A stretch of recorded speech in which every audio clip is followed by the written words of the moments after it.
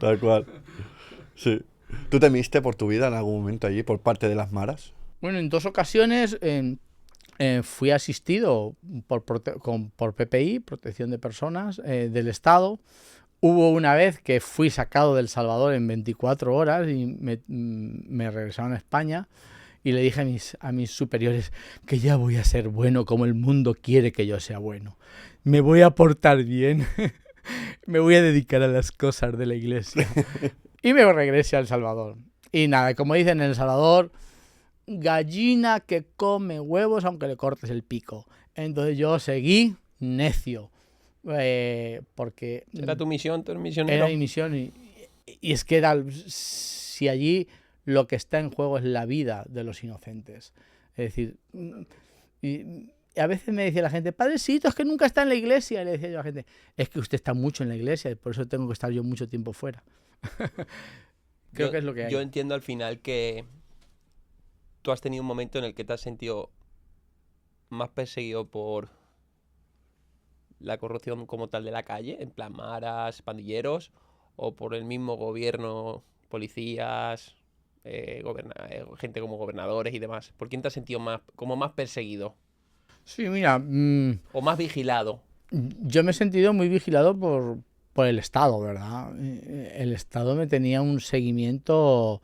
Bueno, perdón, me voy a corregir. En El Salvador no existe el Estado, existe gobierno.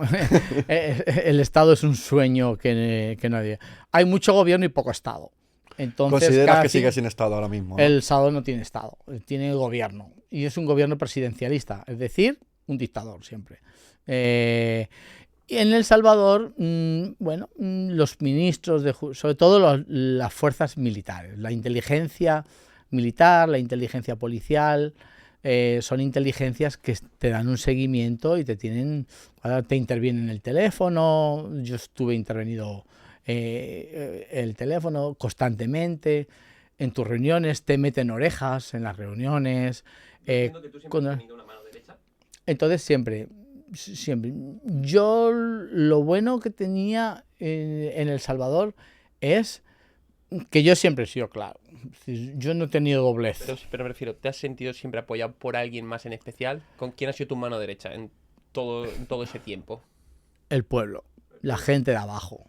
Es decir, yo sentía una gran fuerza y Y cuando a mí me pasaba algo, los primeros que iba la gente de abajo, los pobres, los campesinos, y eran los que luchaban, los que iban a las puertas del sistema judicial, cuando tuve una captura, etcétera. Pero a mí la fuerza y el apoyo del pueblo siempre lo tuve.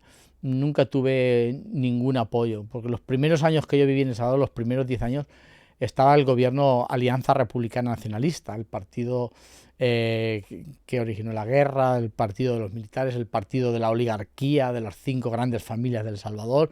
Y yo celebré en el parque Cuscatlán los acuerdos de paz. Todos los 16 de enero celebraban la Eucaristía en conmemoración de los acuerdos de paz.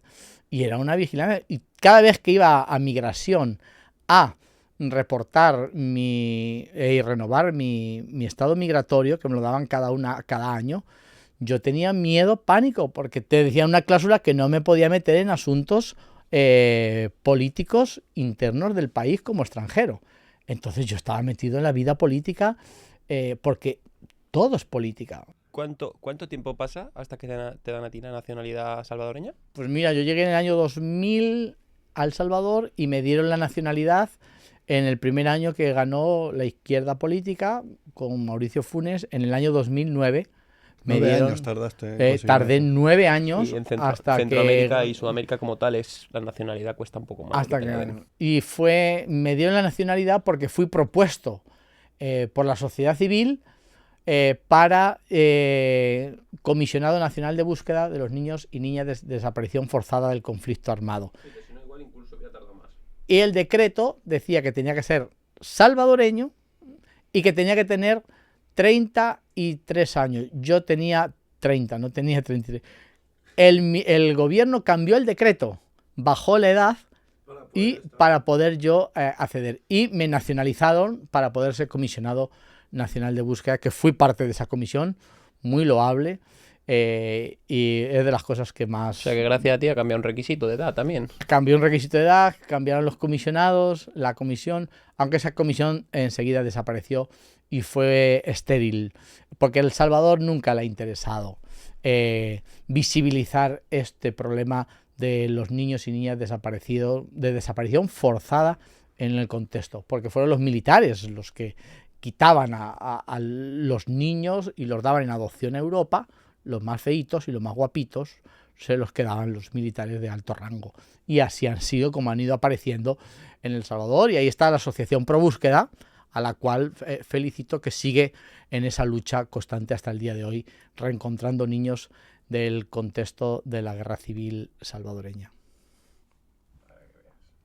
Y el padre John Cortina, que fue el gran fundador. Sí, porque como antes nos habías comentado, casi todos los niños los encontraban en... Sí, en Italia, en Mónaco, algunos en algunos estados de Estados Unidos. España es mínimo, no sé si hay 2, 3 casos que han sido reencontrados.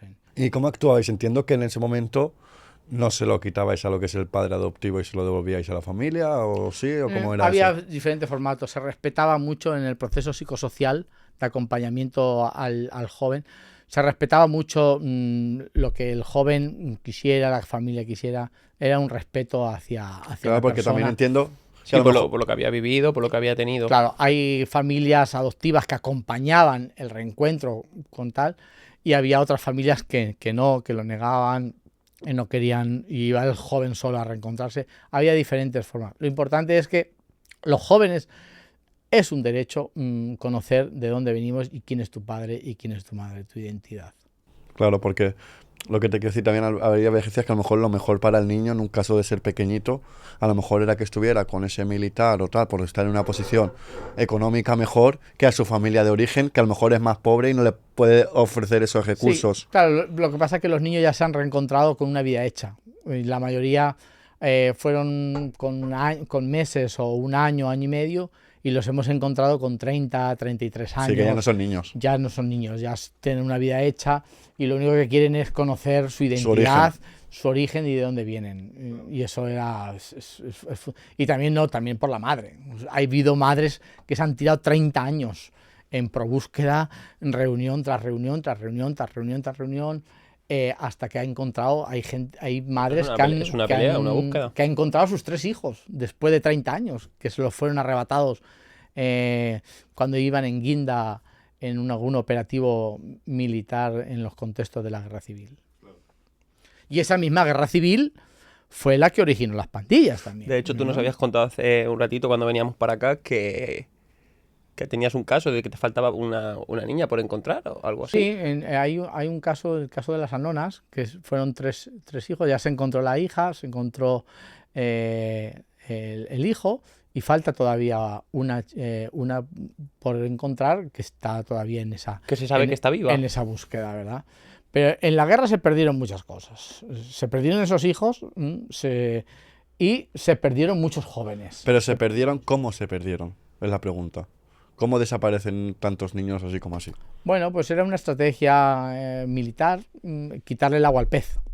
Entonces, lo más querido es tu hijo. Entonces, cuando iban en guinda y salían corriendo, le arrebataban. Cuando iban con los niños, como las gallinitas, les quitaban pues, sus polluelos, les quitaban sus hijos, que era lo más querido que tenían y lo que más le podía doler a los guerrilleros, ¿verdad?